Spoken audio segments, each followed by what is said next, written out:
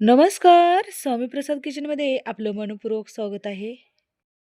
तर आज आपण शेवयाची खीर कशी बनवायची ते आपण या रेसिपीमध्ये बघणार आहोत. तर ही शेवयाची खीर थंड, गरम कसंही खाल्लात तरी ही चवीला एकदम भारी लागते. तर बघितलात तुम्ही एकदम मस्त असं हे आपण घरच्या घरी, घरच्या साहित्यामध्ये आणि घरी केलेल्या शेवयापासून मस्त आपण इथे शेवयाची खीर केलेली आहे. तर ही शेवयाची खीर लहानांपासून मोठ्यांना सगळ्यांनाच आवडते.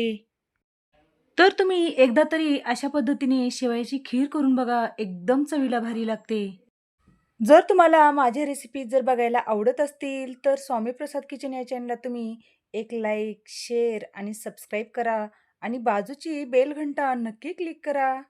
चला तर मग वेळ न घालता आपण रेसिपीला सुरुवात करूया. तर शेवयाची खीर बनवण्यासाठी लागणारं साहित्य बघूया. तर इथे मी घरीच बनवलेल्या गव्हापासून मस्त इथे शेवया घेतलेल्या आहेत.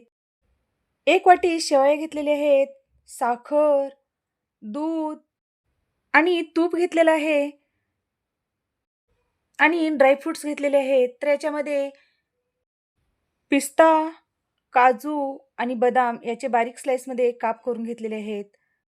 केशर आणि विलायची घेतलेली आहे. तर सगळ्यात पहिल्यांदा आपल्याला गॅसवर कढई ठेवलेली आहे आणि कढईमध्ये 1 चमचा तूप घालून घेतलेला आहे. तूप छान गरम झाल्यानंतर आपल्याला त्याच्यामध्ये शेवया घालून घ्यायचे आहेत आणि या शेवयाला आपल्याला छान भाजून घ्यायचं आहे. तर या शेवया आपल्याला हलक्याशा एक 2 ते 3 मिनिटं आपल्याला मंद गॅसवर आपल्याला हे शेवया छान लालसर कलर येईपर्यंत आपल्याला हे शेवया भाजून घ्यायचे आहेत.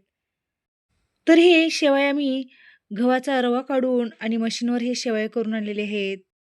तर आमच्याकडे हे शेवया एक वर्षभरासाठी एकदाच करून ठेवतात आणि वर्षभर खीर, खिचडी याच शेवयापासून केली जाते. तर इथे आपले 3 ते 4 मिनिटामध्ये मस्त आपले हे शेवया छान भाजले गेलेले आहेत. बघितला तर या शेवयाचा कलर पण चेंज झालेला आहे. तर इथे मस्त खमंग आपले हे शेवया भाजले गेले आहेत. तर हे शेवया आपण एका प्लेटमध्ये काढून घेऊया. तर इथे आपल्या छान शेवया भाजले गेलेले आहेत. तर आपण शेवया भाजल्यानंतर आपणाला त्याच कढईमध्ये आपल्याला जे आपण ड्रायफ्रुट्स घेतलेले आहेत, ते आपल्याला तळून घ्यायचे आहेत. तर इथे मी 1 चमचा त्याच कढईमध्ये तूप घालून घेतलेलं आहे आणि आपण जे काजू बदामाचे काप आणि पिस्त्याचे काप घेतलेले आहेत, ते आपण या तुपामध्ये घालून घेऊया. हे ड्रायफ्रुट्स छान आपल्याला या तुपामध्ये परतवून घ्यायचे आहेत. तर तुमच्या आवडीनुसार तुम्ही इतर काही ड्रायफ्रुट्स यामध्ये घालून घेऊ शकता. आणि मंद गॅसवर आपल्याला हे ड्रायफ्रुट्स छान परतवून घ्यायचे आहेत. आणि हे थोडेसे ड्रायफ्रुट्स आपण तुपामध्ये जर परतवून घेतलं, तर एकदम याच्यामध्ये चवीला छान लागतात. एक 2 ते 3 मिनिटं आपण हे काजू बदामाचे आणि पिस्त्याचे छान काप परतवून घेतलेले आहेत. तर हे छान आपले हे ड्रायफ्रुट्स छान परतले गेले आहेत, तर आपण एका वाटीमध्ये काढून घेऊया. तर खीर बनवण्यासाठी इथे गॅसवर मी कढई ठेवलेली आहे आणि कढईमध्ये उकळून घेतलेलं दूध घालून घेतलेलं आहे. तर या दुधाला छान उकळी काढून घेतलेली आहे. तर आपल्याला या दुधामध्ये केशर घालून घ्यायचं आहे. तर या उकळत्या दुधामध्ये केशर घातल्यामुळे एकदम छान या केशरचा फ्लेवर उतरतो आणि चवीला एकदम मस्त ही खीर होते. केशर घालून एक 2 ते 3 मिनिटं आपल्याला या दुधाला छान उकळून घ्यायचं आहे.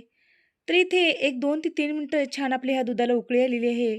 तर आपल्याला याच्यामध्ये जे भाजून घेतलेले शेवया आहेत, ते शेवया या दुधामध्ये घालून घ्यायचं आहे. हे शेवया या दुधामध्ये आपण घालून छान आपल्याला हे दूध आणि शेवया छान ढवळून घ्यायचं आहेत.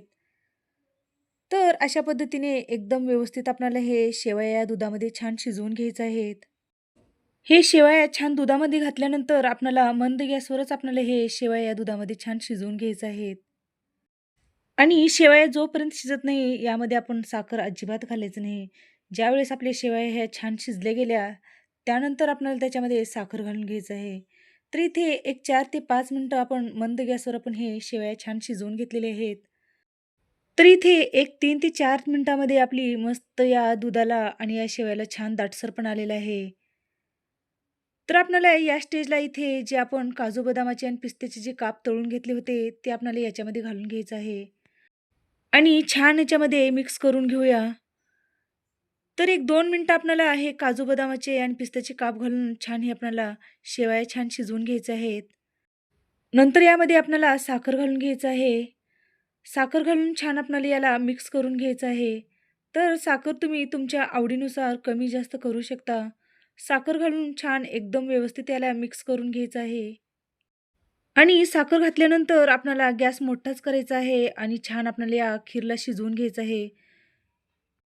तर तुम्ही बघू शकता साखर घालून आपण छान ह्या खीरीला एकदम मस्त छान शिजवून घेतलेलं आहे. तर इथे आपली खीर छान शिजत आलेली आहे. तर आपल्याला सगळ्यात शेवटी याच्यामध्ये विलायची घालायची आहे. तर इथे मी जाडसर कुटून विलायची घातलेली आहे. जाडसर कुटून घालण्याचं कारण म्हणजे ज्यावेळेस आपण खीर खातो ना, त्यावेळेस ती विलायची जर आपल्या दाताखाली आली, विलायची एकदम क्रंची आणि मस्त लागते. म्हणून विलायची कुटून घालताना थोडं जाडसरच ही विलायची कुटून घालायचं आहे. आणि छान चवीची तुमची खीर बनवून तयार होते. विलायची घालून आपल्याला छान 1 मिनिटभरासाठी हे खीर छान शिजवून घ्यायचं आहे. तर ही खीर शिजवण्यासाठी आपल्याला एक 7 ते 8 मिनिट लागलेले आहेत. तर इथे एक 7 ते 8 मिनिटामध्ये मस्त आपली ही छान एक दाटसर आपली शेवयाची खीर बनवून तयार झालेली आहे. तर हे शेवयाची खीर आपण एका डिशमध्ये काढून घेऊया. तर ही शेवयाची खीर एकदम झटपट आणि अतिशय चविष्ट ही शेवयाची खीर आहे. आणि ही खीर लहानांपासून मोठ्यांपर्यंत सगळ्यांनाच आवडते. तर मस्त अशी ही आपली छान गरमागरम शेवयाची खीर बनवून तयार झालेली आहे. तर हे खीर गरमागरम खायला तर छानच लागतेच, पण थंड झाल्यानंतर ही एकदम छान लागते ही खीर.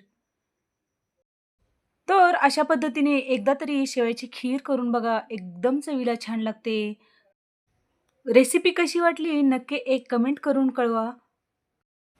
आवडली तर इतरांसोबत नक्की शेअर करा. तर अशाच नवीन-नवीन रेसिपीसाठी तुम्ही माझ्या चॅनलवरती जर नवीन असाल, तर स्वामी प्रसाद किचन या चॅनलला तुम्ही एक लाईक, शेअर आणि सबस्क्राईब करा आणि बाजूची बेल घंटा नक्की क्लिक करा. धन्यवाद.